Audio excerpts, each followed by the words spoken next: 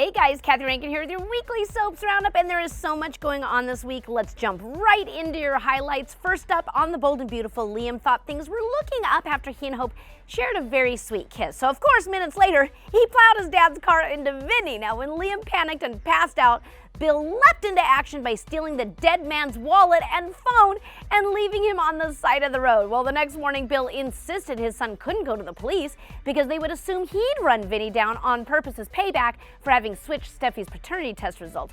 More great dad advice from good old Dollar Bill. Meanwhile, determined to ruin her sister's romantic evening with Zende, Zoe spiked Paris's drink with a tonic. Now, the concoction caused Zoe's stomach to rumble and roar, I kid you not, forcing her to flee the evening mortified as we, the audience, fled to our kitchens for a snack and some wine to watch it all go down. Coming up, someone's about to get the blame for Vinny's death. Now, over on Days of Our Lives, Marlena hypnotized Sierra, who didn't remember loving Ben, but did remember Claire trying to kill her by setting the cabin on fire. Remember that?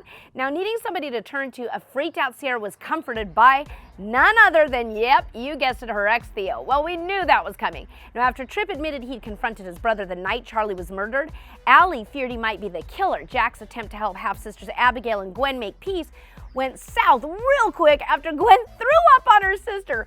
Well, the Brit realized she might be pregnant with Chad's baby, so that explains it. And Chanel realized a heartbroken Xander may be the solution to her money woes. Oh boy, a gold digger. Coming up, Ben takes drastic action in an attempt to force Sierra to remember. Yeah, we know that's gonna go real well. Okay, over on General Hospital, viewers learned Brooke Lynn was faking her pregnancy. Why? Because she hoped to use the supposed baby to trick Valentin into returning ELQ to her family. Now, speaking of babies, Maxie and Britt put their plan in motion, hoping to trick Peter into thinking that his and Maxie's baby had been stillborn.